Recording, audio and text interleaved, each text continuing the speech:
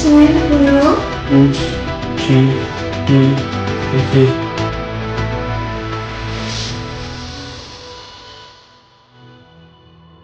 Salam, axşamınız xeyir olsun. MTV Azərbaycan efirində sənin seçimin canlı olaraq yayımdadır. Bugün anonslardan da gördüyümüz kimi fobiyadan danışacağıq. Fobiyanın klinik, psixoloji səbəbləri, yaranma səbəbləri, simptomları aradan qaldırılması, ümumiyyətlə çox geniş müzakirəyə səbəb olan və özündə müzakirə predmeti yaradan ciddi bir pozuntu. Təbii ki, bununla bağlı müzakirə etmək üçün studiyamıza dəyərli mütəxəssislər dəvət etmişik. İlk olaraq onu sizə təqdim edim. Bakı Dövlət Universitetinin Psixologiya Kafedrasının doçenti, psixologiya üzrə fəlsəfə doktoru, klinik psixoloq və hipnoterapevt bizim dəyərli xanımız Kamilə xanım Kazımova. Kamilə xanım, xoş gəldiniz. Hamını salamlayıram. Çox təşəkkür edirəm dəvət üçün. Biz təşəkkür edirik. Bizim ikinci qonağımız isə Elmir Əkbər, həkim psixoterapevtdir. Sadəcə bizim qonşu kanallarımızda proqramların birində canlı efirdə iştirak edir. Təbii ki, bitər-bitməz bizə qoşulacaq. Mövzuya keçməzdən öncə bugün bizim müsəlman aləmimizin gözəl bayramı olan Qurban bayramıdır. Təbii ki, bayram münasibəti ilə hər birimizi ürəkdən təbrik edir. Can sağlığı, həyatımızda gözəl günlərin və firavan həyat tərzinin olmasını arzuluyuruq. Elə bu minvalla da efirimizə başlamaq istəyirəm. Buyurun, təbrikiniz varsa. Bəli, əgər mümkünsə, mən də bütün tamaşaçılarımızı, bütün xalqımızı müqəddəs Qurban bayramı münasibətilə təbrik edirəm. Hər kəsi, hər kəsin arzuları çin olsun, həyatları gözəl olsun, var olsunlar. Amin. Kamilə xanım, fobiya təbii ki, özü bəzilərimizin bu sözün çox adiləşdiyi və bəsitləşdiyi bir mövzu olsa da, amma onun əslində özündə nələri etibar etdiyinin fərqində deyilik. Nə baş verir, ardıcı hansı ciddi pozuntuları gətirə bilər, bəlkə də bunu düşünəcək qədər də hardasa ciddiyə varmırıq. Bəzən qorxu ilə fobiyanı eyniləşdiririk. Fobiya deyəndə qorxu anlayışını ümumiyyətlə ağlımıza, şuurumuza gəlir, amma məsələn, mütəxəssislər də, ümumiyyətlə siz də gözəl bilirik ki, bu əslində ayrı-ayrı anlayışlardır. Ümumiyyətlə, buradan başlamaq istəyirəm. Qorxu və fobiyanın klinik psixoloji mahiyyətindən başlayaq, danışaq. Bunların bir-birindən ayrılması, yəni eyni düşüncəmizdə, eyni ada yaxın bir anlayış daşımasına rəğbən, amma tam ayrı-ayrı funksiyaları daşıması mesajını məsələ sizdən eşidək. Buyurun. Çox təşəkkür edirəm Ülviyə xanım. Çox maraqlı, çox aktual bir mövzudur. Niyə? Hər kəs yəni bu mövzudan bəzən yan keçir. Amma çox gözəl vurğuladınız. Çox ciddi bir məsələdir və insanlar bunu bəzən adi hal kimi qəbul edirlər. İndi danışacağıq onu. Amma bunun adi hal olmadığı üçün və mütəxəssisə çox vaxt müraciət etmədikləri üçün mən istəyirəm ki, bu mövzunu, bu yəni fobiyadır, qorxudur, bunları aydınlaşdırsınlar ki, doğrudan da fobiya adi haldırmı? Yəni sadəcə olaraq keçib gedəcək, uşaqlıqda bizdə də var idi və s. bu kimi düşüncələrə layiq olmalıdırmı? Yoxsa bunun əsasında ciddi bir narahatçılıq varmı? Ona görə mən birinci istəyirəm qorxu anlayışını aydınlaşdırım. Qorxu, emosiya, hiss, yəni qorxu hissi. Qorxu, yəni fobiya ilə eyniləşdirilir, amma qorxu hər kəsdə olan təbii bir haldır. Yəni, əslində insanın müdafiə mexanizmidir. Əgər bizim həyatda hansısa bir sağlam, psixikası sağlam olan bir insanın qorxusu yoxdursa, bu artıq demək olar ki, özündə bir narahatçılıq ola bilər. Çünki doğrudan da insan elə bir halla rastlaşa bilər ki, orada artıq özünü müdafiə önə keçir. Tutaq ki, sən hər hansı bir düşmən gəlir, bilirsən ki, müharibə vəziyyətidir. Burada artıq real qorxu var. Və o real qorxuda sən özünü müdafiə etmək üçün bütün yollar axtaracaqsan, hardan gedə bilərsən, hansı yolla gedə bilərsən, necə edə bilərsən və yaxud da ki, eləcə də istənilən başqa bir şeylər, nə olur olsun. Yəni, qorxu təbii reaksiyadır, yəni bu olmalıdır. Amma hər qorxu fobiyadır, düzdür. Biz qeyd edəcəyik, fobiyanın yaranmasında qorxuların rolu çoxdur. Məhz qorxulardan yaranan fobiyalar hədsizdir. Bu başqa bir məsələdir. Amma dediyimiz kimi qorxu, fobiya. Fobiya isə biz artıq qorxu yaratmayacaq obyektdən narahatıq. Bəli, hər hansı ki bir obyektdir, hadisədir, vəziyyətdir, orada heç bir qorxu olmamalıdır. Amma burada artıq biz narahatçılıq yaşayırıq. Ona görə də fobiyadan danışanda biz deyirik ki, reallıqda qorxu hissi yaratmayacaq. Hər hansı bir obyekt, vəziyyət, fəaliyyət, yəni bunların hamısına olan sıx və əsassız qorxu hissinin olması və bundan qaçma davranışının olmasıdır. Yəni, məhz fobiya olanda insan, hər hansı bir fobiyası varsa, mütləq ondan qaçmaq istəyəcək, ondan uzaqlaşmaq istəyəcək. Onun fobiyası olan obyektdirmi, dediyimiz kimi vəziyyətdirmi, fərqi yoxdur, fəaliyyətdirmi? Bəli, bu istəyəcək ki, orada həmin onu narahat edən, məhz o fobiya varsa, orada olmasın. Amma dediyimiz kimi, bu qorxu deyil, bu artıq keçmiş bir vəziyyət, fobiyadan keçib, üz üstünə, qorxudan keçib fobiyadır artıq bu. Və fobiyadan da biz narahat oluruq ki, istəyirik ki, fərzlik mənim tutaq gedirəm, pişik fobiyam var, mən görürəm ki, orada pişik var, mən artıq o məhəlliyə belə getmək istəmirəm, o əraziyə getmək istəmirəm. Çünki artıq onu görəndə məndə bir narahatçılıq başlayacaq, məndə bir gərginlik başlayacaq, həyəcanlanacaq, içimdə olan o ürək çırpıntıları başlayacaq, ürəyim döyünməyə, başım gicəllənməyə və s. Baxır da, fərqli-fərqli insanlarda fərqli-fərqli simptomlar ola bilər və burada bir şey də deyim ki, biz onu qeyd edəcəyik, çox fərqli fobiya növləri var. Yəni, bunun demək olar ki, sayı hesabı yoxdur da, sayı hesabı yoxdur və insanların fərdi psixoloji xüsusiyyətlərindən asılı olaraq, insanların münasibətlərindən asılı olaraq, insanların dünya görüşündən, iradəsindən, fərqi yoxdur. Yəni, hər bir şeydən bir fərdiyyət olaraq fərqli-fərqli olur. Bəzən görürsən ki, kimdəsə hansı bir fobiya var, başqasının tutaq ki, daha fərqli bir fobiya var, deyir ki, ondan da adam qorxar. Yəni, amma özündə artıq başqa bir şey var, ona qəribə gəlir ki, o necə onu, yəni, niyə görə o narahat olur ki, o obyekti görəndə niyə narahat olsun? Və fobiyanı da dediyimiz kimi çox vaxt qorxu deyirlər. Bir daha qeyd edirəm, qorxu fobiya deyil. Qorxu çox normaldır və insanda mütləq şəkildə olmalıdır. Ya konkret qorxudur. Mən gəlib uçurumun kənarında dayanmışam. Bu fobiya deyil ki, mən doğrudan da ehtiyatlı olmalıyam ki, mən oradan yıxıla bilərəm. Çünki, bəli, qorxu insanı əksinə hər hansı bir məsuliyyətsiz və təhlükəli hər hansı bir nədənsə uzaqlaşdırır. Əksinə, onda dediyimiz kimi insanı qoruyur. İnsan, yəni, doğulanda bu cür şəkildə artıq doğulur, o instinktlə doğulur ki, o mütləq şəkildə özünü qorumalıdır. Amma fobiya isə dediyimiz kimi, İcsi faktorlarla da ola bilər. Ola bilər ki, fobiyanın yaranma səbəblərində də biz bunu qeyd edirik. Ola bilər icsi faktorla, bu fobiya kimdəsə anada olub, atada olub, kimdəsə olub, buna keçib icsi faktorla. Amma ən çox aydınlaşdırırlar ki, fobiya sosial mühitdə yaranır.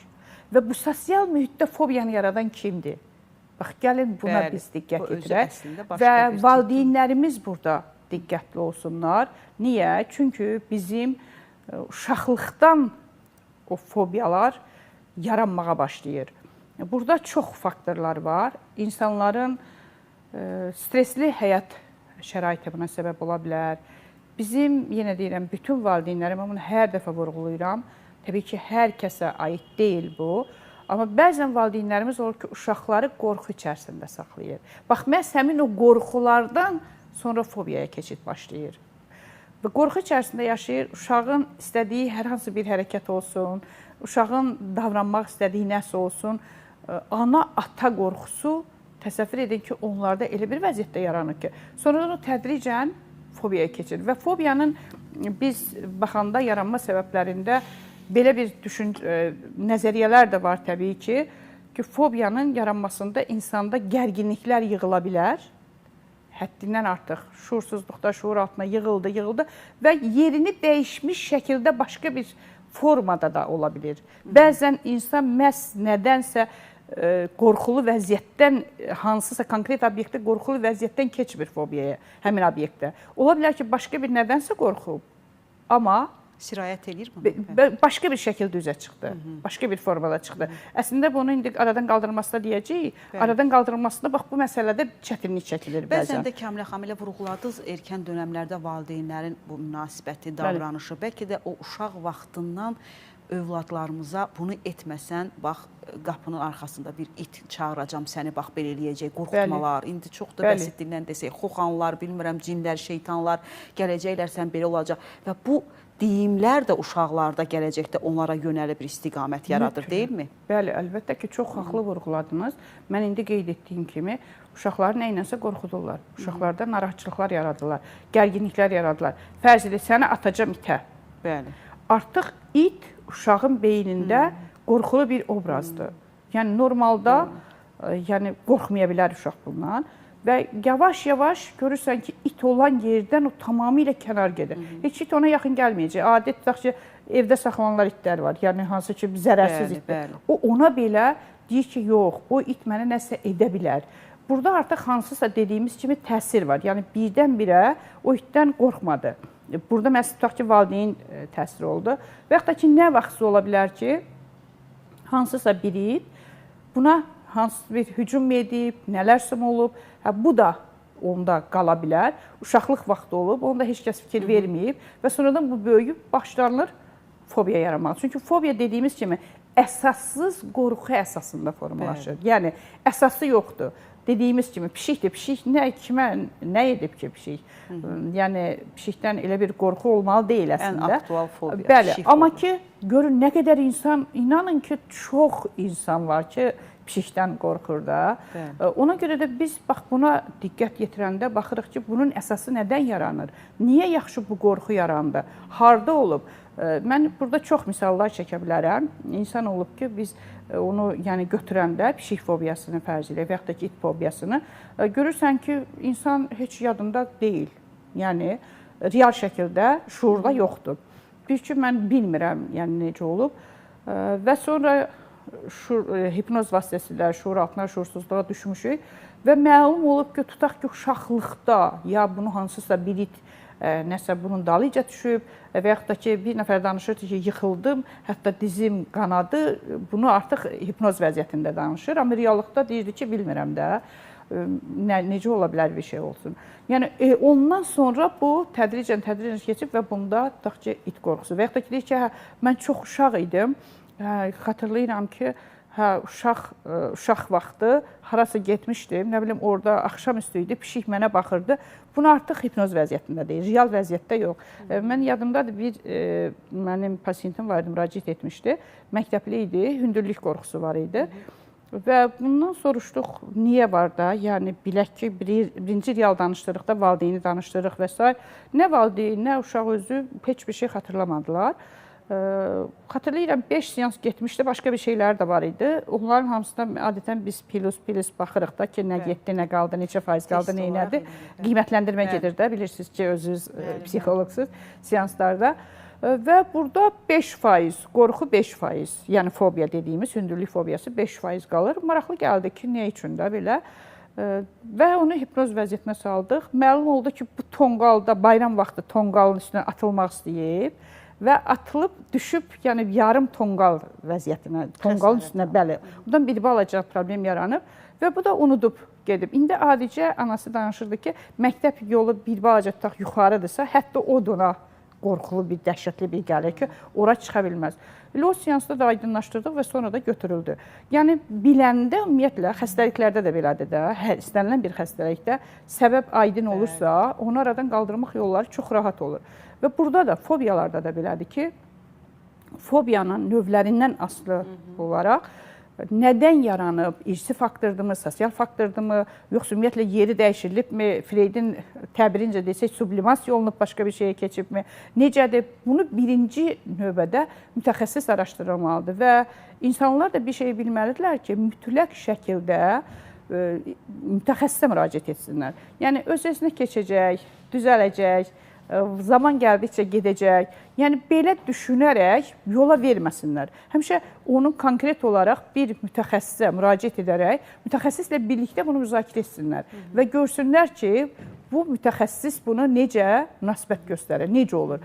Bunu mütləq şəkildə diqqətli olmalıdırlar. Yoxsa ola bilər ki, dediyimiz kimi, mən insan tanıyıram ki, 60 yaşına gəlib fobiyası var. Bəli. Bir fobiya ondan gəzir. Hətta 60 yaş üzərində olan insanların fobiyası var. Bəli, mənim ən yaşlı pasiyentimin 76 yaşı var idi. fobiyana gəlmişdi, təsəvvür edin. Yəni 76 yaşa Neçə ildə onu daşıyırdı? Bu insan Bəlkə də fobiyanı 20-30 yaşayır. O da illəri. təsadüf nəticəsində dinləyib və eşidib ki, doğrudan da bu fobiyaymış və bu fobiyadan da azad olmaq olarmış. Bəli. Yəni insanlar Təbii. bir şey bilsinlər ki, fobiyadan azad olmaq, rahatlaşmaq sözün həqiqi mənasında mümkündür. Çünki fobiyada qeyd etdiyimiz kimi əsassız qorxu olduğunu bilirlər, amma məntiqi şəkildə özlərinə qalib gələ bilmirlər. Özləri deyirlər ki, bax bilirəm ki, bu tutaq ki, bu pişikdir, bu itdir və s. Mənə neyniyəcək axı da? Amma mən qorxuram. O olan tərəfə heç vaxt gedə bilmərəm. Təyyarəyə mən minə bilmərəm. Gözəl səyahətlərə getmək istəyirsin, gedə bilmir. Təyyarə fobiyası var. Bəli, bizim doktorumuz da gəldi, təşrif buyurdu. Xoş gəldiniz doktor. Hər vaxtınız xeyir. Salamlayırıq Çox möhtəşəmsiz hər ikiniz və hər ikinizin bayramınızı təbrik edirəm. sizin də Bizi bayramınız seyr edən mübarək. bütün dəyərli insanların, təbii inanclı insanların bayramlarını Bəli, ürəkdən təbrik bəli. edirəm. Bizim telefon xəttində tamaşaçımız gözləyir. Eşidək tamaşaçımızı, sonra yenidən müzakirəmizi davam edəcəyik. Buyurun, axşamınız xeyir olsun. Axşamınız xeyir, axşamınız xeyir. Doktor, mənim sualım bilsin.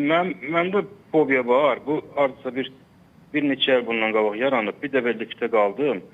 Ondan sonra həmin şey məndə. İndi qapalı yerə qarşı məndə samolyotdur, metrodur, nə bilim liftdir. Belə şeylərə qarşı məndə fobiya var da. Adicə bax belə evin qapısının zambuqla bağlayanda bir balaca yerdə, hamamda, tualetdə özür istəyirəm. Onda da məsələn məndə bax həyəcanlanmaq olur. Bu nə ilə əlaqədar ola bilər? Sualınız varmı Kamilə xanım? Təşəkkür edirəm, çox sağ olun. Yaşınız neçədir, bilmək olarsa? Yaşım 64-dür. Yəni bu məndə bu hardasa bir 30 neçə ildən əvvəl ya, o bir hardasa bir 35-40 ilə yaxındır ki, bu məndə yaranıb. İndi mən nə metrodan istifadə edə bilmirəm, nə samolyota minə bilmirəm, nə liftə minə bilmirəm. 20-ci mərtəbədə olsa pilləkənlə qalxıram. Siz 30 ildir, yəni belə bir vəziyyətdə yaşayırsınız da? Bəli, 30 yox, 35 Yəni, 40 il. Seanslara 35. Onu soruşmasın. Seans falan heç yerə getməmisiniz də?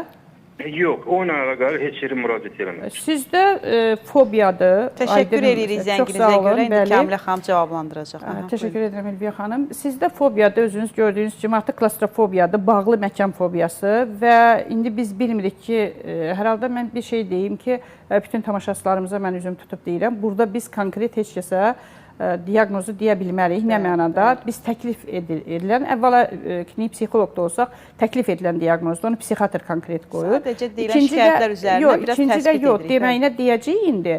Amma yəni ətraflı soruşmalıyıq. Bu irsi faktordur mu? Bəlkə ola bilər ki, onda irsi faktor olub, sonradan da bu yaranıb, daha da güclənib. İndi onu biz insanın özünü görmədən bu sualları tam ətraflı şəkildə verə bilmərik. Bilmirik onu. Amma böyük ehtimal ki, irsi faktoru yenə deyirəm, deyə bilmərəm. Amma yoldaşlar liftdə qaldıqdan sonra qorxu yaranıb, o biraz öncə biz qeyd etdik, fobiyanın yaranma səbəbləri var da, fərqli səbəblər olur. Elə mən onu deyəcəkdim, məsələn, mənim lift fobiyam yoxdur, rahat gedirəm, gəlirəm və gəldi, işıqlar mı söndü, liftdə hər hansı bir problem oldu. Yəni, mən misal çəkəcəm, bizim elə öz universitetimizdə də olmuş tələbələrimiz arasında, bəlkə də işləyəcəklər. Və orada ondan sonra məndə narahatçılıq yaranır və bu narahatçılığı vaxtında, aradan qaldırmayanda bu get-gedə arta bilər. Belə götürək də, bir xəstəlik biri var, vaxtında üstünə düşürsən və tez o xəstəliyi aradan qaldırırsan. Kamilə xanım, çox üzr istəyirəm, bir səmimi sual verim. Yəni, 35 illiyə bağlı əziyyət çəkən bəyimizin müraciət eləsin sizə, bu fobiyanı tamamən silib kökündən götürmək mümkündür deyə mən düşünürəm. Elə sizin adınızdan deyim. İnşallah ki, deyir ki, həyatda heç vaxt mən sizin çünki potensialınıza, gücünüzə, mən əminliklə buradan canlı efirdən, indi sizlər də az zaman deyil bir-birimizi tanıyırıq. Çünki insan bir sözü deyəndə onun məsuliyyətini daşımalıdır. Əgər bir insanın peşəkarlığına şübhə varsa, heç bir zaman nə efirimə dəvət etmərəm, heç bir şeyin qarşılığına, nə onun ünvanına xoş söz demərəm. Çünki insan dediyi sözün özü məsuliyyətini daşıyır. Buradan yəni əminliklə deyirəm ki, baxın, neçə insanları bu formada müalicə və terapiya üsulundan keçirdiyinizi bildiyimə görə, yəni yaxşı olar ki, baxın, bunu gündəlik həyatımıza çevirib belə yaşayıram deyə anlayış yoxdur. Nə gözəl ki, müraciətinizdə birbaşa tamamən bunu sıfırlaya biləcək, bəlkə də 2-3 insan varsa, elə biri də sizsiniz. Ona görə də insanlara çağırış edək ki, bu həyat tərzi deyil. bu mənim xarakterim deyil, yaşayıb. Deyil, bəli, bu deyil, xəstəlikdir o əslində. Ona görə mən demək istəyirəm ki, müraciət etsinlər, amma mən bunu hər dəfə vurğulayıram və öz pasiyentlərimə də deyirəm, başlayacaqsınızsa davam edin. Mən heç kəsə söz verə bilmərəm ki, 1 seansa, 3 seansa, 5 seansa. Adətən bir kurs kimi götürürük. İstisna ola bilər ki, keçsin, ola da bilər ki, keçməsin. Çünki 35 illik bir ömür var, uzun müddət var. Artıq görürsünüz ki, liftdən başlayıb, o demək olar ki, daha da biraz da artıb. İndi özünün dediyi kimi, indi daha konkret yazsaq, başqa bəlkə şeylər də çıxacaq. Onun fonunda, bəzən bir fobiyanın fonunda başqa bir fobiyalar da yaranır və bu daha da ağırlaşır, dediyimiz kimi. Amma axıracan davam etsələr, mütləq şəkildə, onun tutaq ki, hər kəsin bir aradan qaldırılmasa yolları var. Tutaq ki, hipnotik təlqinlərdən istifadə oluna bilər, kognitiv terapiyadan istifadə oluna bilər, art terapiyadan. Baxır, ona hansı terapiya metodu daha rahat şəkildə təsir göstərəcək. Dediyimiz kimi, hər kəsin fərdi psixoloji xüsusiyyətlərindən elmi müəllimə bunu gözəl bilir. Asılı olaraq və sən o terapiya metodunu tətbiq edirsən, görsən, hə, bunda bu daha yaxşı alındı. Olub, mənim çox olub təcrübəmdə ki, hansısa bir terapiya metodu daha yaxşı alınmayıb onda. Tez keçmişik başqa bir terapiya metodunu. Mən ona görə həmişə çalışıram ki, insanlar ümumiyyətlə terapiyadan məşğul olanda konkret bir terapiya metodu bəzən görürsən ki, düzdür, bir sahə üzrə ixtisaslaşarsan, bu çox yaxşıdır. Amma onun paralel sən hansısa bir terapiya metodların, sənin köməkçi variantların mütləq şəkildə olmalıdır ki, daha yaxşı nəticə alasan. Çünki bir insan sənə müraciət etmir. Gör, nə qədər insan müraciət edir bizə. Ona görə. Tam doğru. Elmir bəy, bəli, bizim reklama 2-3 dəqiqəmiz qaldı. Siz bizə, təbii ki, biz elə fobiya ilə bağlı giriş etdik. Əslində, çox geniş müzakirəsi olan bir mövzudur. Elə biz Kamilə xanımla da efir öncəsi də danışdıq ki, 1 saat yarıma bunu ümumiyyətlə nə qədər sığdıra biləcəyik, nə qədər bacarsaq, o qədər sığdıracağıq. Amma əziyyət çəkən insanlar da çoxdur. Ən əsas yaralı yerimiz, baxın, Kamilə xanım vuruladığı kimi, qısa bir zamanda uzun illərin ağrısını tez götürmək istəyirik. Və uzun illərə söykənəcək bir problemləri çox qısa zamanda nəticə istəyirik. Hətta konkret suallar da olur ki, neçə seansa sağalacam, ən qısa zaman nə vaxt özümə qayıdışı özümdə hiss edə bilərəm. Bu bəlanı, bu problemi necə eləyək ki, əslində bu problem və bu xəstəliklə qısa zamanda olmur. Ümumiyyətlə, tamaşaçımızı da eşidəcəyik. Bəli, tamaşaçılarımız bilməlidirlər ki, bax, o hövsələsizlik deyirlər el arasında, səbirsizlik əslində bir sıra psixoloji problemlərin bir simptomudur. Onların o beynindəki o, belə deyək də, fikir tez olacaqmı, nə zaman olacaq? Mən həmişə deyirəm, bugün seansa gəlib dünəndən sağalmaq istəmək sindromu da. Yəni, bu elə o problemlərin, psixoloji problemlərin bir əlamətidir, bir simptomudur. Necə ki, soyuq dəymədə qızdırmağın qalxmağı bir simptom olduğu kimi, onlar bilsinlər ki, o hövsələsizlik, səbirsizlik bir əlamətdir, bir simptomdur, ona aludə olmasınlar. Ümumiyyətlə, fobiyalar xəstəliklərin 10-cu təsnifatında F40.0-dan F40.9-a qədər, bu xəstəliklərin 11-ci təsnifatında 6B03 kodu ilə bu diaqnostika aparılır. Bu da deməkdir ki, bu psixoloji bir problemdir.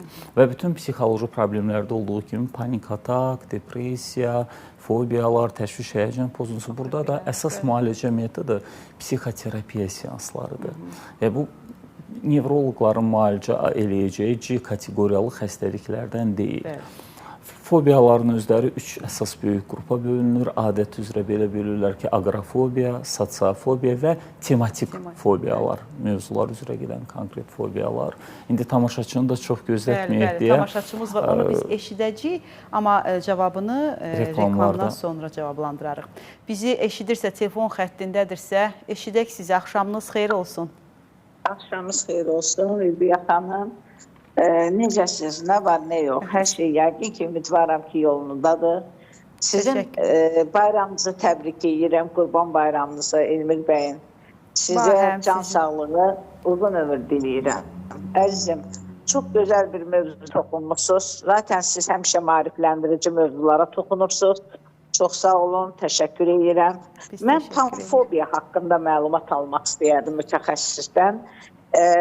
Daim bilirsiniz ki, bu qorxu, yəni pisliyə, inanma və nəticədə hər şeydən qorxma bir vəziyyətinə gətirir.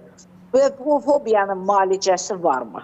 Çox sağ olun, bir daha təşəkkür edirəm, bayramınız mübarək olsun. Çox sağ olun, biz sizə təşəkkür edirik gözəl sözlərinizə görə.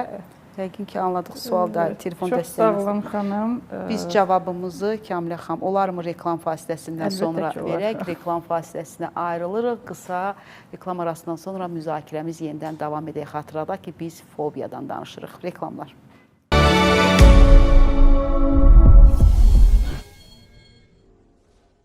Reklam fasiləmiz bitdi. Müzakirəmiz yenidən davam edir. Xatırladaq ki, biz bugün fobiyanın klinik psixoloji mahiyyətindən danışırıq. Bizim elə reklam fasiləsindən öncə tamaşaçımızın verdiyi sual, təbii ki, fobiyalar, çeşidlər çoxdur, en saydadır. Ümumiyyətlə, insanlar fobiyanın özü haqqında geniş anlayışı eşitməsi və onun sonradan hissələri haqqında məlumatla o ardıcılığına getməsi daha doğru olar. Nəinki biz konkret, bayaq da sadaladıq ki, ümumiyyətlə sayı hesabı yoxdur. Biz bunların hamısına gələcəyik o ardıcıllıqla. Mən sizdən nə istəyəcəm?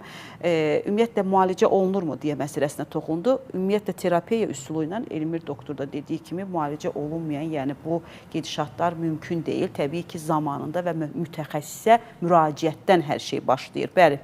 Bəli, birinci nəyi demək istəyirəm, Ülviyə xanım, biraz öncə də qeyd etdik. Səbəb araşdırılmalıdır. Necə ki, hər hansı bir, Elmir mənim də bunu qeyd edər. Səbəbi araşdırmalıyıq ki, səbəb nədir, bu nədən yaranıb, nə vaxtda, belə deyək də sözün çobut mənasında yaşı nə qədərdir, var təzədir, var artıq keçib, üstündən başqa fobiyaları da gətirib. Bunlar hasıdır. Ola bilər ki, həm də paralel dərman müalicəsi də mütləq lazım olur. Yoxlanılmalıdır ağırlıq dərəcəsindən asılı olaraq. Yəni, klinik protokolda da bu göstərilir ki, farmakoterapiya və psixoterapiya paralel şəkildə lazımdırsa gedəcək. Düzdür, mən elə onu pasientlərimizə də demək istəyirəm ki, ümumiyyətlə də fobiyanı daşıyan insanlar nədənsə farmakoterapiya gedən olmur. Ancaq deyirlər ki, elə ancaq burada qutarsın. Amma bəzən elə olur ki, getmək lazımdır. Yəni, doğrudan da ağırdırsa, vəziyyət həddən artıq gərgindirsə, onda həm ora getsin, həm də hər hansı dediyim kimi insanın fərdi psixoloji xüsusiyyətlərindən asılı olaraq terapiya təyin olunur və terapiyalara deyilən vaxtda gəlsinlər, yarımçıq qoymasınlar və öz üzərlərində də işləsinlər, verilən tapşırığı da yerinə yetirsinlər. Axı, ev tapşırıqları da verilir pasiyentlərə. Bəzən çox təəssüf ki, bəzi pasiyentlər deyir ki, yox, çox az halda eləyirlər, yəni tənbəllik edirlər əslində. Mənim pasiyentim vardı, elə pişik fobiyası ondan bağlı danışacağım. Çünki efir öncəsi özünə demişəm ki, danışacağım səndən, deyir ki, hə, danışın. Ona həmişə deyirdim ki, relaks etmişsənmi? Deyir ki, yox, bu gün də qalıb da, bu gün də qalıb. Yəni, nədənsə o öz üzərlərində işləməyə tənbəllik edirlər və hər şeyi psixoterapevtdən gözləyirlər. Yəni, gözləyirlər ki, müraciət etdikləri insan bunların yerinə həm onların ev tapşırıqlarını edəcək, həm bunların, belə deyək də, belə düşüncə olur ki, elə biz bir dənə belə eləsək, bütün bunların fobiyası da gedəcək, hər şey gedəcək. Getmək mümkündür, amma biz həmişə bunu qeyd edirik ki, fikirləşin ki, otaqda biz 3 nəfərik. Bəzən mən sual verirəm. Bəs üçüncü kimdir? Baxırlar ki, nə bilim, nəsə deyirlər. Deyirəm, yox, biraz da fikirləşin. Deyirəm, üçüncü, bax o sizin xəstəliyinizdir. Bax o sizi sıxan, incidən, narahat edən, cəmiyyətdən uzaqlaşdıran, insanlardan qaçırdan. Bax, həmin o fobiyadır nədirsə, adını qoyduğumuz, hansı ki, əsası olmayan qorxu, biz artıq qeyd etdik bunu. Və bunu da aradan birlikdə götürmək istəyirsinizsə, azad olmaq istəyirsinizsə, gəlin birlikdə çalışaq, əlbir olaq. Biz əməkdaşlıq edək və o fobiyaya qarşı çıxıb onu aradan götürəcəyik. Yox, mən tək qaldım, siz tək qaldınız, onda biraz o çətin olur. Əslində hər şey müştərək olmalı, paralel yürüməsi məsləhətdir. Təbii ki, əlavəniz varsa, mən fobiyanın biz sadalayırıq və haqqında danışırıq. Təbii ki, insanlar yenə də hansı növünü yaşayırsa, elə fobiyanı o formada da anlayır. Mən deyirsinizsə bir növünü və o anlamda anlayır. Təbii ki, bunların heç bir şey bilirik ki, səbəbsiz yerə yaranmır Kamilə xanım. Və bir şey bəzən də, mən heç o fikirlə də doktor razıyım, deyirlər panik atak səbəbi olunmadan anidən ortaya çıxan bir xəstəlikdir. Səbəbi olunmayan ortaya anidən çıxan bir xəstəlik deyiləcək bir ümumiyyətlə bir cümlə fikri məntiqə əsaslanmır. Eyni zamanda da fobiyanın, bunların da səbəbi olur. bayaq siz dediniz, siz özünüz elə hipnoterapevt olaraq da bunları daha gözəl bilirsiniz. Yaranma səbəbləri hardan başlayır və hara doğru gəlir? Niyə yaranır? Bu fobiya biz niyə yoluxuruq? Nədən başlayır? Bu haqda istəyirəm danışaq. Elmir bəy, fikriniz varsa qısaca edək, sonra keçid alaq. Yaranma səbəblərindən bəlkə ola bilsin ki, sizdə də fərqli bir yanaşmalarımız var. Sonra Kamilə xanımdan geniş danışaq. Mövzu o qədər genişdir ki, danışmaqla bitmir. İstəyirəm bu zamanımıza hər bir mövzunu, həm səbəblərini, həm müalicə, terapiya üsulları haqqında danışaq. Buyurun. Ümumiyyətlə, mən həmişə bu fikrimi təkrarlamağı sevirəm ki, öz-özünə ancaq kif yaranır, bir də toz. Heç öz-özünə yaranmır. Və psixoloji problemlərin də yaranmağında bizim bir konkret modelimiz var.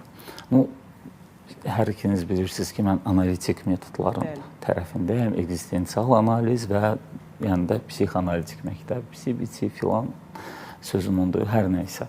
Ona görə də burada təbii birinci yerdə insanın uşaqlıqdan yaşadığı o müxtəlif yaş etaplarında formalaşmış, artıq biz ona belə deyək də xarakter, şəxsiyyət tipi ki deyirik. Burada bunun rolu var, bir. İkinci rolu var yaşadığı həyat tərzi və o həyat tərzinin ona yaratdığı komfort və diskomfort xüsusilə də situasiyalar. Burada xüsusilə də xroniki stres, ailədəmi, işdəmi və s. yaşanılanların rolu çox böyükdür. Üçüncü, adətən burada travmatik situasiya. Hansı ki, bu travma başlanğıc hesab olunur adətən pasiyent üçün. Məsələ ondan ibarətdir ki, söz yox, biz bura gələndə məlum olur ki, bu başlanğıc filan deyilmiş, var baza konflikt, var açar konflikt, var situasiyada yaranmış. Yəni, bugün həmin o travmadan çıxıb bir simptom ortalığa, amma bunun gedib söykənir uşaqlıqda başqa bir yaşanılmış bir travmaya. O isə gedir söykənir ilkin arxaik baza həyat münasibətlərinə. Yəni, bunları bilirsiniz, o matryoşka ki var, aça, seans və seans, biz onların kökünə gedib çıxanda görürük ki, heç də hər şey insanların təsəvvür elədiyi qədər də bəsit və sadə deyil. Və köklü müalicə ancaq o zaman mümkündür ki, biz dərindən, ona görə mən analitik metodları sevirəm. O da tezliyə iddialı metodları deyil, analitik, çünki köklü yanaşma var orada. Dərindən, problemin kökünə. Təəssüf ki, indi heç də hamı bunu istəmir. Çünki analitik metodlar təkcə bir simptomun, bir xəstəliyin müalicəsi deyil, həm də insanın şəxsiyyətinin rekonstruksiyası biz deyirik. Əslində, belə deyim də, Kamilə xanım da, mənim də təhsil aldığım Bexteriyev İnstitutu, SSR-də yeganə psixoterapiya, bütün indi də SNG ölkələrində yeganə bir mərkəz var idi, psixoterapiya olan. Çünki siz bilirsiniz də, Stalin əmr vermişdi, güllələmə əmri, Trotskidən sonra psixoterapevtləri, filosofları sürgün elədilər, psixoterapevtləri güllələdilər. Ancaq yeganə Bexteriyev onun müəllimi olduğuna görə ona qoydular yaşasın. Psixiatriya və nevrologiya, Milli Tibbi Tədqiqat İnstitutu, bəli, hansı ki, çox möhtəşəm biridir. Hər ikiniz oranın məzunusuz, elə Kamilə xanımda təqdimatdan elə düşünürdüm demək ki, indiyə artıq bu şey oldu. Nə gözəl şans mənə ki, hər iki gözəl, nüfuzlu insan və bəzən də doktor, o qədər əlçatmaz deyilən bir məqamlar var ki, və peşəkarlığın da elə gedişatı budur ki, insanın elmi bazası hardan gəlir? Ona alma mater deyirlər də əslində dünyadakı ana məktəb. Və oranın da əsas metodu elə o vaxtdan da formalaşan rekonstruktiv, yəni şəxsiyyətdə dəyişikliyə, xarakterdə dəyişikliyə nail olmaq üçün dərin köklü yanaşma metodudur. Çünki biz təkcə bir simptomla deyil, sırf insanla, şəxsiyyətlə işləyirik. Və biz, biri var, siz bir klaustrofobiyanı, lift qorxusunu aradan qaldırırız, bir də var insanın xarakteri, şəxsiyyətində güclü, köklü dəyişiklik. Bəli, dəyişikliyə nail oluruq və onunla da bir sıra bütün problemlər, xəstəliklər həll olur və gələcəkdə yarana biləcək problemlərin, xəstəliklərində profilaktikasına nail olmuş oluruq. Nə gözəl. Elmir, mənim sözünə qüvvət. Bəli, doğrudan da Bexteriyev adına institut dünya səviyyəsində tanınmış bir Üzr istəyirəm, bunu da deyim ki, ümumiyyətlə SNG məkanında mən belə hər ikimiz xaricdə olmuşuq, konferensiyalarda, konqreslərdə, mən sonra Avstriyada təhsil almışam. Zaten bütün dünya ölkələri SSR-də cəmi bir yeri qəbul edir, Bechterev İnstitutunu. Düz deyim, Moskvada, digər ölkələrdə, elə Bakının özündə dəyərli, gözəl universitetlər olubdur. Ancaq onların heç biri qərb ölkələri tərəfindən təəssüf ki, tanınmır, qəbul olunmur. O vaxtı xüsusilə də yeganə Bechterev İnstitutunu dünyanın hansı ölkəsində adını çəkirsə qəbul, çünki ilk dəfə 1905-ci ildə səhv eləmirəmsə, yer üzündə ilk yaranmış psixonevrologiya institutudur. Hələ SSR-dən daha qədim Çar Romanovların dövründə bütün dünyada olan mütəxəssisləri cəm eləyib o mərkəzi yaratdılar. Bəli, ora yarandı keçən əsrin əvvəllərində. Mən özüm 2011-ci ildə Moskva Klinik Hipnoz İnstitutunda oxuyurdum. Və mənim qrup yoldaşlarım hamısı deyirdilər ki, Sankt-Peterburqa gedirik, yəni Bechterev adlı institutda. Mən həmişə ora mənim ümumiyyətlə lap keçmiş belə deyək də arzu olub. Bakı dövlətdən sonra təbii ki. Və orada mənim ürəyimdən keçdi gedim. Təbii ki, əyani idi təhsil, mütləq şəkildə 2 il getməli idim. Üstə gələk də mən artıq oradaydım. Sonra fikirləşdim ki, yox, bu qədər mən gedə bilmərəm də alınmaz. Və doğrudan da qismət elə gətirdi ki, həqiqətən NLP bəlkə işləyir, bilmirəm, ya insanın məqsəd yönlülüyüdür. Bəli, siz maşallah bütün imzalarınızı sona çatdırıb qələbə ilə bir triumf, həmişə qələbə qazanmışsınız. Təşəkkür edirəm sizlə Bahəm. Hələ bugün bilsəniz nə qədər layihələr üzərində çalışır Kamilə xanım. Hərdən də ona bir qibtə hissi də yaxşı anlamda tutur ki, maşallah olsun enerjiniz və peşəyə olan sevginiz də çox önəmlidir Kamilə xanım. O bir aşırı sevginiz var, dəhşət dərəcədə, hətta gecə saatlarında biz 1-2 saat olur gecədə danışırıq. Yəni yenə də konfranslar, seminarlar, təlimlər haqqında, proqramlar haqqında danışır. İnsan həqiqətən də heyrətə gəlir ki, bu güc, bu enerji. Mən doğrudan da sevirəm elmi, bunu hər kəs bilir. Mən elə Bechterev-də oxuyanda birdən pasiyentlər deyirdim ki, tutaq ki, mən sessiyaya gedəcəm, olmayacam burada və s. deyirlər ki, necə yəni, siz imtahan götürəcəksiniz? Özünüz deyirdim ki, yox, mən imtahan da götürürəm, amma özüm burada artıq imtahan verirəm və inanın ki, əsl belə o tələbə kimi hazırlaşırdım. Mənim dəftərlərim durur. Bütün orada keçilən dərslərin, elmi müəllim, bütün dəftərlərim var, hamısında qeydlərim var. Yəni, çox ciddi bir şəkildə imtahana da inanın ki, sadə hazırlaşmırdım da. Yaşca bizdən kiçik olanlar var idi və mən onlara müəllimim kimi baxırdım. Fərqi yoxdur kimdir ki, onlar artıq bizim müəllimlərimizdir və çalışırdım onlardan daha çox şey öyrənim və Elmir müəllim də bilir. Xatırlayıram, Elmir müəllim zəng vurmuşdu, məni efirinə dəvət etmək istəyirdi və mən dövlət imtahanı verib qutarmışdım. Biz elə gəlmişdim institutun içərisində, dedim oradayam. Elmir müəllim dedi ki, bir dənə bəlkə şəklini oranı çəkəsiniz. Dedim, canlı imkanınız varsa açın. Elə buranı sizə bir göstərim. Elmir müəllim də oranın məzunudur da bildiyiniz kimi. Və doğrudan da həqiqətən orada oxumaq insan üçün bir başqa bir şeydir də. O hissi insan yaşayır və doğrudan da hiss edirsən ki, sən Bexterevin yaratdığı bir institutun məzunusan. Bu bir başqa məsələ. Və onların orada. Bəli, həm də onların verdiyi təhsil bir başqa təhsildir də. Həqiqətən biz təbii ki, təhsil əslində elmi peşəkarlığınız və elmi yolda olacaq uğurların göstəricisidir. Biz mövzunun bağlı fobiyanın elə doktor vurğuladı yaranma səbəbləri. Biz sizdən istəyəcəyik. Bizim çox kiçik reklam fasiləmiz var. Reklam fasiləsindən sonra yenidən mövzumuz davam edəcək. Reklamlar.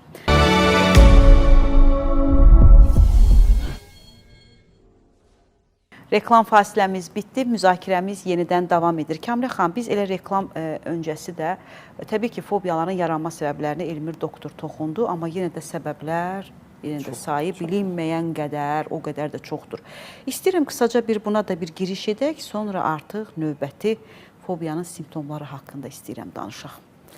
Təşəkkür edirəm Ülviyə xanım. Elə başlanğıçda biz də qısa demişdik. Demək, nəyi demək istəyirəm? Dedik ki, irsi faktor var, sosial faktor var, neyrokimyəvi faktorlar var. Yəni, faktorlar çoxdur. Belə deyək də, saymaqla bitmir səbəblər. Bir şey də demək istəyirəm ki, mən valideynlərə toxundum biraz öncə, biraz qabaq danışdıq, fobiyanın yaranma səbəblərindən bağlı. Və yenə də o nöqtəyə bir də getmək istəyirəm. Elmir mənim də qeyd etdi burada. Uşaqlıqda yaranan psixoloji travmalar çox təəssüf ki, sonradan hər hansı bir fobiyaların yaranmasına səbəb olur. Müharibələr, yəni sosial faktlar içərisində müharibədir, zəlzələdir. Fərzilə bizim 44 günlük vətən müharibəsində, Gəncə hadisələrində insanlar hansı vəziyyət yaşadılar və yaxud da ki, Xocalı faciəsi olsun, yəni ümumiyyətlə müharibənin törətdiyi faciələr.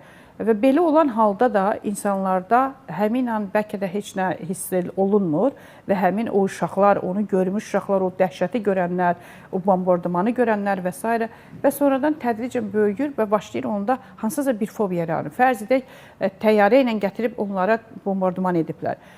Bu uşaqda tədricən təyyarəyə qarşı fobiya yaranır, amma böyüyür və hamı fikirləşir ki, bu təyyarə qəzasına uğramayıb axı görəsən. Bu nəyə görə fobiyadır? Təyyarə artıq bunun beynində hər hansı bir insan ölümü ilə nəticələnən yəni bir obyekt kimi qalır. Dediyim kimi, biraz öncə də qeyd etdim ki, bəzən fərqli-fərqli nələrsə başqa bir sublimasiya olaraq başqa bir yerdən üzə çıxır. Nədənsə mən qorxuram, o başqa yerdə tədricən keçir və fobiya fonunda özünü bir üzə verir. Və yaxud da ki, araşdırıblar ki, fobiya hər hansı bir öyrənmə nəticəsində, şərti reflekslər nəticəsində yaranır. Bununla bağlı Freydin də böyük bir onların təcrübəsi olub. Onlar da təcrübələr aparıblar, sonradan da təcrübələr olub. Albert adlı bir uşaqla bir təcrübə aparılıb və bu uşağa yəni sıçanla oynayarkən kənardan həmin o uşaqla oynadığı vaxt səslər çıxarılıb, qorxulu səslər və s. Və tədricən uşaq rahat bir şəkildə sıçanla oynayırdı. Heç bir narahatçılığı yox idi, heç bir qorxusu, fobiyası, fobiya deyək də, yox idi. Və birazdan uşaqda fobiya yaranmağa başlayır. Artıq o səsə qarşı, artıq səs olmasa belə uşaqda narahatçılıq başlayır. Ağ sıçanı görən kimi. Və sonra araşdırıblar ki, uşaq təkcə nəinki ağ sıçanı. Ağ tutaq ki, anasının paltosunda ağ xəz, tutaq ki, ağ olan nələr, bəli, nə olur olsun, onda bir fobik təsirlər yaradır. Və buradan da araşdırırlar ki, doğrudanmı uşaqlara biz kiçik yaşlarla etdiyimiz hər hansı bir təsir gələcəkdə nə ilə nəticələnəcək? Məktəb fobiyası fikir verir.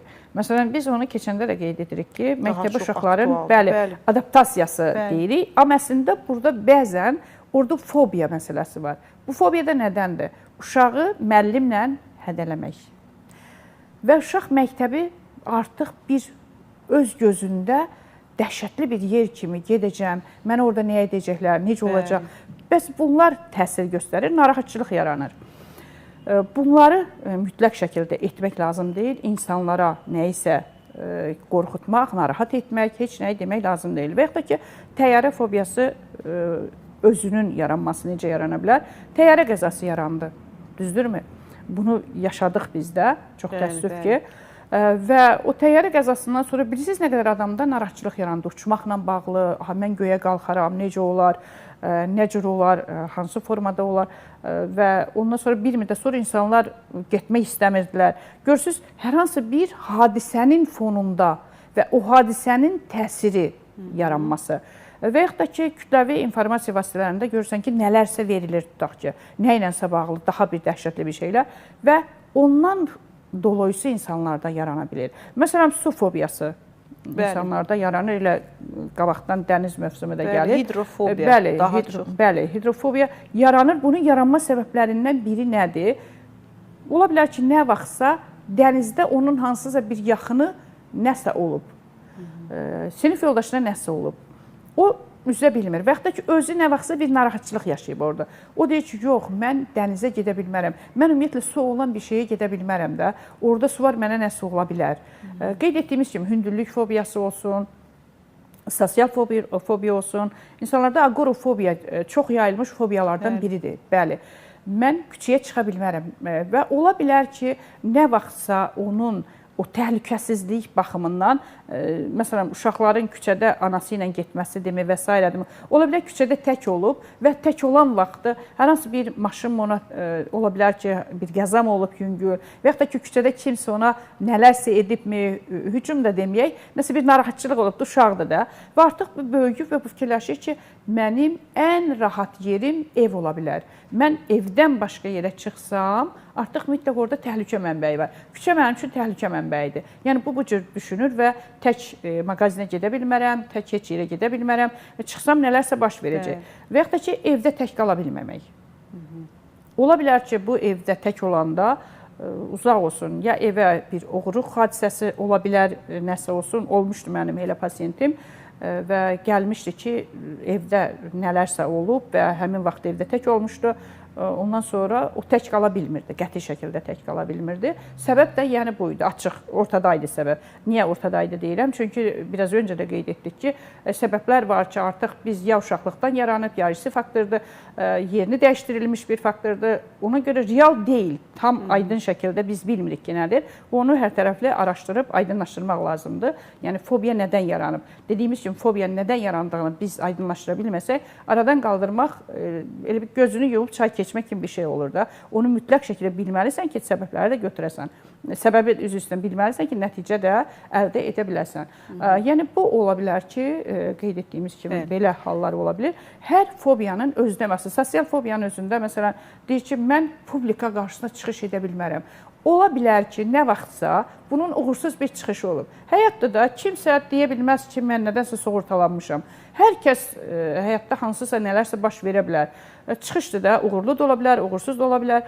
Və ondan sonra ola bilər ki, o tənqidə məruz qalıb və bunun artıq psixikasına təsir göstərib ki, mən publika qarşısına çıxıb nəyisə təqdim edə bilmərəm. Mənə güləcəklər, mənə nəsə deyəcəklər, bəli, və bu da mənim üçün pis təsir edəcək. Ən yaxşısı variant nədir? Buna qaçmaq deyirlər də. Var üstə getmək. O kognitiv terapiyanın çox gözəl bir şeyi var, Elvin mənim gözəl bilir. Orada üzləşmək, üstə getmək. Bəli, mübarizə apar və ya qaç. Bəli, üzləşdiririk. Amma mən bir şey dediyim, bəzən belə deyirlər ki, pasiyentlə ilk dəfədən üzləşdirmək. Mən şəxsən bunu etmirəm ilk dəfədən. Niyə? Tutaq ki, klastrofobiyası olan bir insan, biz gətiririk, lift fobiyası var həmçinin və gəldirdik, deyirik ki, birinci seansda gətirik ki, liftə üz-üzə qoyaq. Onu liftə qoydun, bağladın. Çünki biz indi simptomlarında deyəcək, hətta uzaq olsun. İndi mən demək istəmirəm, ondan da yenidən qorxarlar. Yəni çətin ola bilər, qətiyyən onu etməslər, amma biraz işləyəndən sonra artıq o təxəyyüldə məşq deyirlər, real qarşılaşdırma deyirlər. Elə o KP-nin özünü də, bəli, çox üzrə müalicə metodlarından biri kimi artıq nədənsə qorxuruqsa, onun üzərinə birbaşa get mexanizmi dəfələrlə biz burada danışmışıq ki, qəti surətdə olmaz, siz deyən kimi bu mütəxəssisin özünün bildiyi məqamda həyata keçməlidir. Bəli. Bizim telefon xəttində tamaşaçımız var, bizi gözləyir. Mümkünsə eşidək. Axşamınız xeyir olsun. Buyurun. Axşamınız xeyir. Axşamınız xeyir. Axşamınız xeyir. Bizim bir nəvəmiz bir dəfə arı sancmışdı. İndi ondan sonra arıdan ondan sonra indi bir şeydən də qorxur, xışqırır. Neçə eləməyorlar, nə eləməyorlar? Övladınızla bağlıdır problem? Nəvəniz arı sancarlar sonra qorxub. Neçə yaş? Yaş neçədir, üzr istəyirəm? Yaşı neçədir? Yaşı 7 yaşı var da birinci sınıfda oxuyur. Tamam. Təşəkkür edirik. Ara çalması və sancması nəticəsində. Təşəkkür edirik. Araknofobiya. Yəni burada ortadadır. Uşağın da yaşı azdır. Vaxtda belə başa düşdüm. Çox neçə yaşında sancıb? Bilmədiniz. Onu bilmədik, neçə o zaman öncə. Yəni elə uzun bir zaman deyil də, uzağa 7 ildən o yana olmayacaq da hər halda. 35 il olmayacaq. Bəli, 35 il olmayacaq və bunu götürmək daha rahatdır. Məsələn, mən bir hipnotçu olaraq, hipnoterapiyadan istifadə edərək, onu rahat bir şəkildə götürürüm. Uşaqlarda daha rahat olur.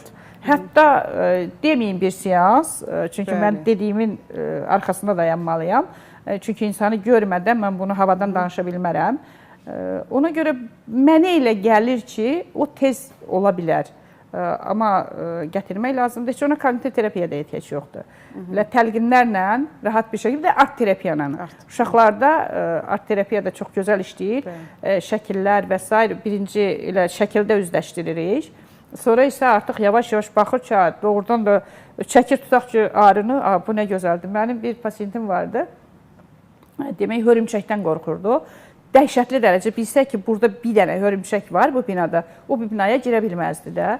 Sonra bir də gördüm, mənə rayona getmişdi. Kamlə xanım, hörümçək, demək hörümçəyi görüb hardasa belə tor qurubmuş. Və onun şəklini çəkib mənə göndərmişdi. Dedim ki, artıq görürsünüz ki, sizin üçün deyir, hə, mən nədən qorxurammış da, bu nə böyük bir şey imiş də. Deyirəm ki, hə, görürsünüz ki, insan üçün, bilirsiniz necə, o fobiya adi bir şey, insan üçün böyük bir dəhşətə çevrilir də. Ümumiyyətlə, gündəlik həyat tərzi pozulur. Bəli, pozulur əlbəttə ki. İndi o yoldaş narahat olmasın, o çox rahat bir şəkildə, ümid edirəm ki, götürürlər. Uşaqlarda daha rahat götürülür. Ən çox...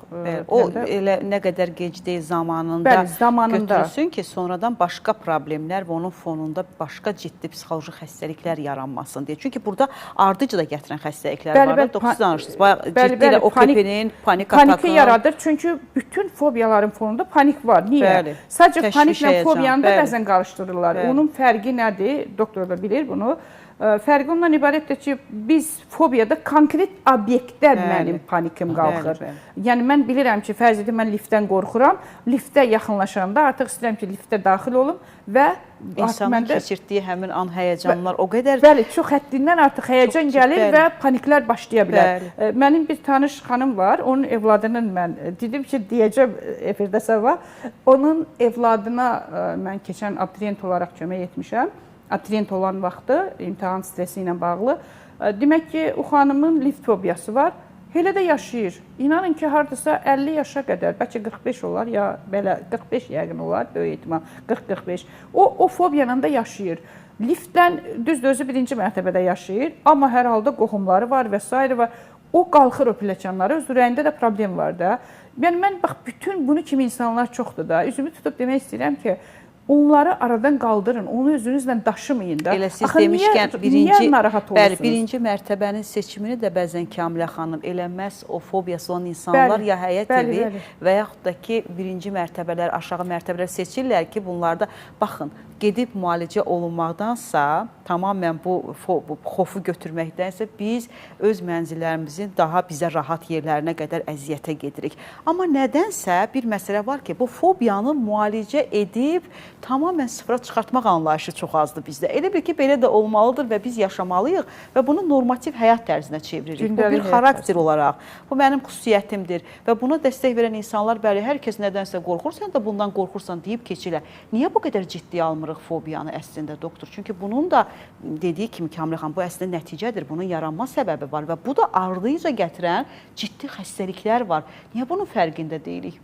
Təəssüf ki, bir sıra psixoloji problemləri, belə deyək də, cəmiyyətdə, xüsusilə də psixoterapiyanın, psixologiyanın inkişaf eləmədiyi cəmiyyətlərdə xarakterlə bir həyat tərzi kimi qəbul edir. İnsanlar depressiyası olan adamlar elə deyir, məsələn, müalicə olunandan sonra deyir, elə mən elə bilirdim ki, elə həyat budur da, elə daim sıxıla-sıxıla gəzməlisən, hərdən birdən nəsə çox xoş bir şey olanda biraz eynin açıla bilər. Eləcə də diqqət xəstəliklərində elə bilirlər ki, o məşhur simptomlar var. Uşaq yaxşı başı var, amma oxumur. Bu niyə oxumur? Bunun axı səbəbi var. Bu insan istedadlıdır, amma başladığı heç nəyi sona çatdıra bilmir. Və yaxud da tənbəldir. Bəli, tənbəllik... Çox savadlıdır, amma tənbəldir. Bəli, baxın, tənbəllik, iradə zəifliyi anlayışı bizdə elmdə yoxdur. Bunlar hamısı müəyyən neyrofizioloji proseslərlə bağlıdır ki, biz onların hamısını müalicə edirik. Min şükür, indiki zamanda müalicə olmayan heç nə qalmayıbdır. Və həmçinin də fobiyalarla da bağlı. Və bir də mən istəyirəm onda deyim tez fikrimi yekunlaşdırım ki, baxın, heç zaman bu, istər necə ki panikada, panik atakda, obsessiv-kompulsiv pozuntuda deyirdik, eləcə də fobiyası olan insanların üzərinə getməyin ki, bu xırda şeydir, boş ver, fikir vermə. Necə? Məsələ ondan ibarətdir ki, bütün bunlar diaqnozlar. İnsanın özündən asılı olmadan, yəni praktikamda bunu görürəm ki, pasientlərimə hətta pis təsir edir kənardan onu demək ki, sən niyə filan şeyə öhdəsindən gələ bilmirsən, boş ver, fikir vermə, xırda şeydir. Bunlar niyə? Axı, əslində fobiya ilə real qorxunun ən vacib element fərqi nədir? İrrasionallığı. Fobiya irrasionaldır, məntiqə söykənmir. Bizim cəngavər oğullarımız var ki, düşmənə qanut duran, hansısa xırda bir fobiyanın qarşısında qalır o fizioloji reaksiyalar yaşayır. Niyə görə? Çünki bu tibbi psixoloji bir fenomen əzizlərim. Bunu belə deyək də bu xarakter xüsusiyyəti deyil simptomun özü. Bu müalicə olunmalıdır, psixoterapiya vasitəsilə aradan qaldırılmalıdır və bir də yenə qayıdıb deyirəm ki, bunlar hamısı F kodudur. Yazın Google-da xəstəliklərin beynəlxalq təsnifatı, fobiya, panik atak, depressiya. Psixoterapiya və bəli, psixoterapiya ilə müalicə olunmalıdır. Baxın, G kodlu nevroloji xəstəlik deyil. Bunu nevroloqlar məşğul olmalı deyil. Və heç bir, bunu da deyim, heç bir analiz, bahalı qan analizi, MRT, KT, heç bir aparat bunu göstərə bilməz. Onlar təəssüf ki, sizə yalandan deyilən bir tələlərdir. Bəli. Konkret olaraq sırf elə psixologiya sahəsində psixi xəstəliklər sırasındadır ki, müalicəsini də məhz elə klinik psixoloqlar, psixoterapevtlər, tam işini bilən mütəxəssislər bunu aparırlar. İndi müalicə haqqında Kamilə xanım biraz danışaq. Ağırdan qaldırılması, müalicə və terapiya üsulları. Bəli, aradan qaldırılma üsullarından biz çox terapiya metodlarını aradan çəkə bilərik. Mən özümün istifadə etdiklərimi deyə bilərəm. Onlardan tutaq ki, hipnoterapiya. Mənim üçün, belə deyək də, əvəz edilməz bir metoddur mənim üçün. İndi kimə necə bilmirəm və çox da gözəl nəticə alıram mən hipnoz vasitəsilə. Düzdür, hipnozun, mən elə bunu da istəyirəm tamaşaçılarım bilsin. Bəzən görürsən ki, yazırlar və konkret yazırlar ki, mən hipnoza gəlmək istəyirəm. Birinci seans heç vaxt hipnoz olunmur. Qəti şəkildə, bir mənalı şəkildə. Çünki mən birinci bunun aydınlaşdırmalıyam ki, bu kimdir? Ümumiyyətlə, hansı yanaşı xəstəlikləri var? Ümumiyyətlə, ona hipnoz olarmı, olmazmı? Çünki hipnozun əks göstəriciləri var. Əks göstərici bu insanda varmı? Və varsa, onu artıq başqa terapiya metodundan istifadə edirəm. Tutaq ki, kognitiv davranış terapiyası. Mən əvvəllər kognitiv davranış terapiyasını o qədər də belə oxuyurdum, amma deyirdim, görəsən, bundan mən istifadə edim. Sonra baxdım ki, doğrudan da sevdim o terapiyanı, doğrudan çox sevdim.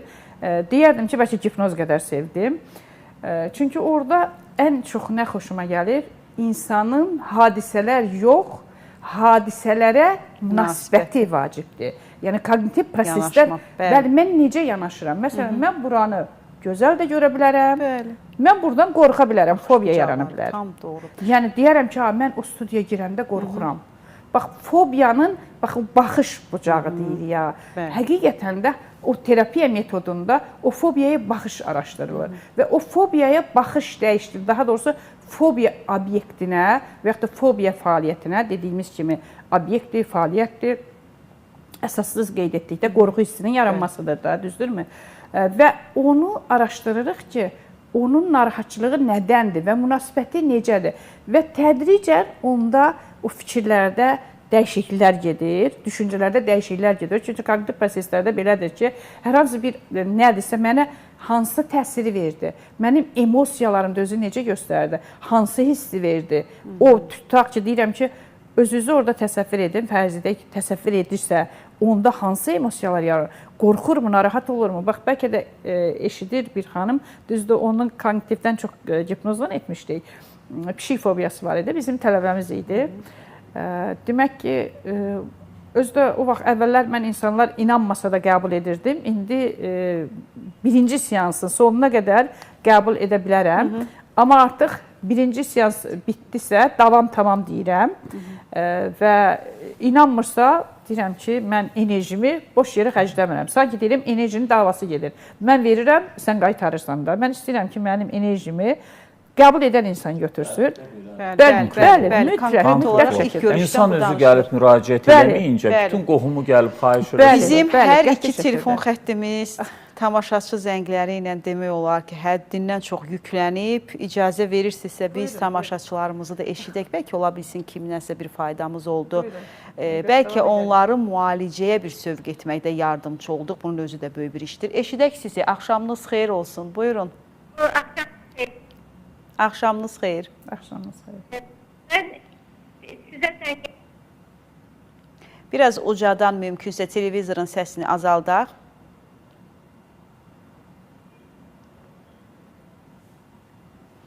Tamam, telefon xəttində problem yarandı. Bu qədər yüklənmələr, sonra da problem yaranır. Bərpa edib geri dönüş edərsinizsə biz eşidərik.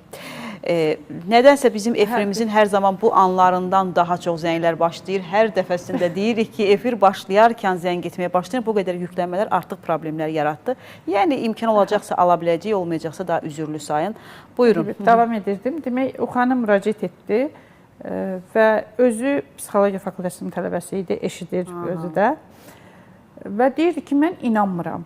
Deyir ki, mən gözümü açmışam, mən pişik fobiyasından daim belə bir vəziyyətdə olmuşam. Necə ola bilər ki, siz iynə eləməyəcəksiniz, dərman vurmayacaqsınız, heç nə eləməyəcəksiniz. Elə, indi insanlar belə düşür də, sadəcə danışacaqsınız, nəsə deyəcəksiniz. Bu necə götürüləcək də? Dedim ki, nə olar, sən inanmamağında ol. Amma biz davam edək də. Yəqin ki, bir gün nəticə olacaq. Hətta xatırlayıram ki, pişiklər gətirirdik, oyuncaq pişiklər, səs çıxardırdı. Artıq bu gözünü açanda hipnoz prosesində əlini vurmağa, yavaş-yavaş əlini vururdu. Bu əlini belə vura bilmirdi də. Yəni deyir ki, necə ola bilər ki, mənim yanımda pişik olsun. Və sonra tədricən, nəhayət ki, günlərin birində onların evlərində pişik oldu. İndi də hal-hazırda Bakıda da pişikləri var, Türkiyədə də özünlə aparıb daşıyır, hara gedir, ora gedir. Hətta pişiklərdən darıxır, salamlayıram onu da. Elə yeri gəlmiş icazə verərsinizsə, ayın 11-i həmin xanımın ad günü olacaq. Nə gözəl. Onu mən təbrik edirəm. Biz də təbrik edək. Bəli, Bakı Dövlət Əslində böyük bir, Universitetinin belə deyək də, fobiyanı dəf etmiş bir xanım kimi. Bəli. Deyək ki, mən özüm olmasam inanmazdım. Bakı Dövlət Universitetinin Psixologiya fakültəsini qırmızı diplomla bitirib. Bəli, özü də artıq mütəxəssisdir, gözəl bir mütəxəssisdir və onu da uğurlar diləyirəm. Həyatı həmişə xoş olsun, qarşısına nə məqsəd qoyursa, necə ki, fobiyanı dəf etdi, bax, beləcə qarşısına qoyduğu Fatimə xanım, bütün arzularına çatasan, hamısını, nə sənə mane olursa, hamısını dəf edəsən və həyatda ən yüksək nöqtəyə çatasan. Onu da onu arzulayıram. Biz də təbrik edirik Və bəli, Fatimə xanımın timsalında bütün fobiyası olan insanlara arzulayıram ki, fobiyaya bir problem kimi baxın. Fobiyaya sizin narahat edən, içinizi sıxan bir problem kimi baxın. Çünki fobiyanın fonunda panik ataklar yaranır. Sən hər hansı bir obyektə yaxınlaşırsan, başlayırsan narahat olmağa, gərginlik yaşamağa, səndə baş gicəllənməsi yarana bilər, ürək döyüntülərinin sürətlə artması yarana bilər, sonra özünü narahat hiss edəcəksən, diskomfort hiss edəcəksən, ağızda quruluq hiss edəcəksən. Yəni, çox onun simptomları var ki, bunlar artıq həmin panik atakda olan simptomların çoxu fobiyanın konkret obyektə yaxınlaşanda insanda bunlar yaranır. Və mənə elə gəlir ki, heç kəs bu vəziyyətlə yaşamaq istəməz. Bizim biraz öncə tamaşaçımızın qeyd etdiyi kimi, 35 il onunla yaşamasınlar, 40 il onunla yaşamasınlar. Bəzən dediyimiz kimi insanlar ömürlərinin, yəni gəlir 60-70 yaşlarına gəlir çatırlar və hansısa bir fobiyanı yaşayırlar. Tutaq ki, o yoldaş biraz öncə qeyd etdi nəvəsi ilə bağlı, arı fobiyası. Arı fobiyası mən çox insanlarda eşitmişəm, yəni müraciətlərdən də görmüşəm və onlar təsəvvür edir ki, yay vaxtıdır, geri heç yeri getməsinlər də. Necə ki, pişik fobiyası, hansı restorana gelsin, Allah şükür pişik var orada da. Eləcə də arı, onda gərək yayda kənara çıxmaq. Bəli, çox narahatçılıq verir.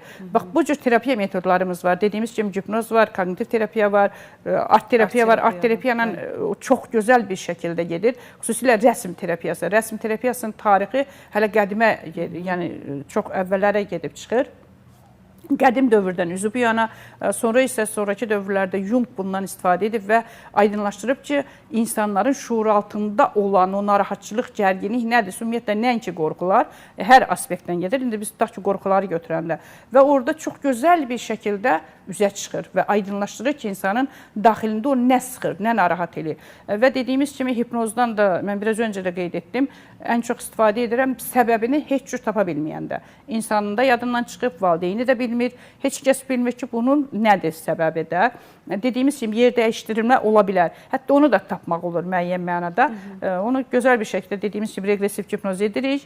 Təbii ki, o insanın sağlamlıq səviyyəsi ona cavab verirsə, sağlamlıq imkanları, ona əks təsir yoxdursa və gəlirsən, çatırsan hansısa bir yaşa, baxırsan ki, burada bu həmin vəziyyət çıxdı ortaya.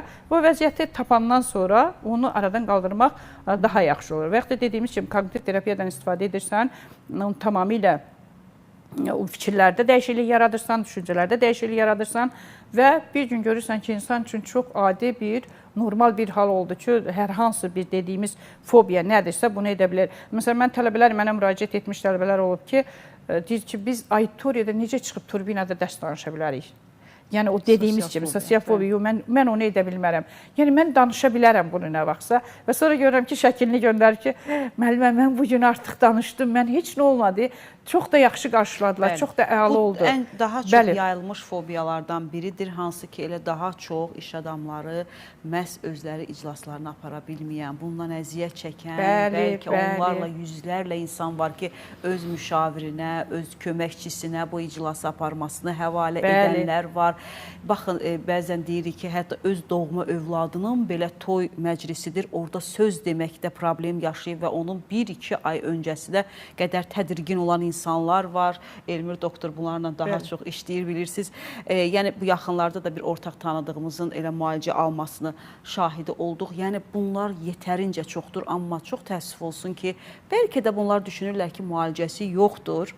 Yəni, bunlar elə belə də gəldi, belə də yaşayıb gedəcək və bizim gündəlik həyat tərzimizə çevriləcək. Amma buradan mesaj olaraq ötürməyimiz lazımdır ki, bunlar müalicə olunur, müalicə olunan pozuntulardır əslində. Ciddi xəstəlik deməyək, pozuntulardır ki, olmadığı təqdirdə artıq ciddi problem və psixoloji xəstəliklərə qədər gətirib çıxarar. Necə ki, siz dediniz, panik atakdır, depressiyaya qədərdir.